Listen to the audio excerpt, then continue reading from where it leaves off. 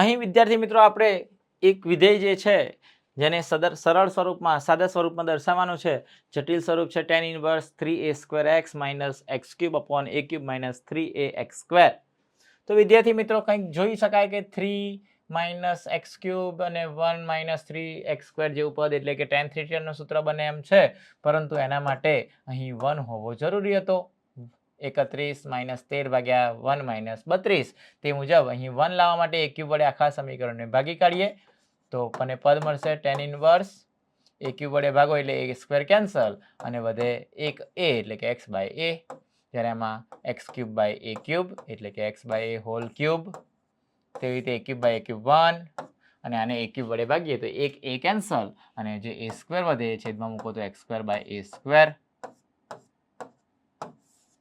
તો આમ અહીં tan inverse 3x/a - x/a² upon 1 - 3x/a² છે.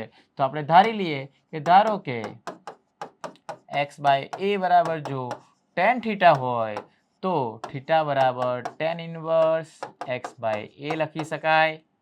તો આમ x/a ની જગ્યાએ θ મૂકી દઈએ તો આપણને મળે 3 tan θ માઇનસ x/a એટલે tan હોય તો tan³ θ ભાગ્યા 1 - 3 અને x/a² હોવાથી tan² θ લખાય.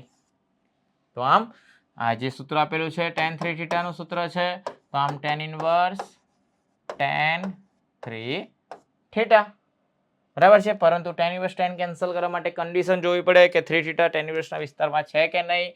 તો એના માટે અહીં કન્ડિશન જે છે આપણે જોઈએ કે x બરાબર તો a tan θ છે અથવા તો x/a છે. તો અહીં આપણે a વડે બધાને ભાગી કાઢો તો -1/√3 x/a અને 1/√3 મળે.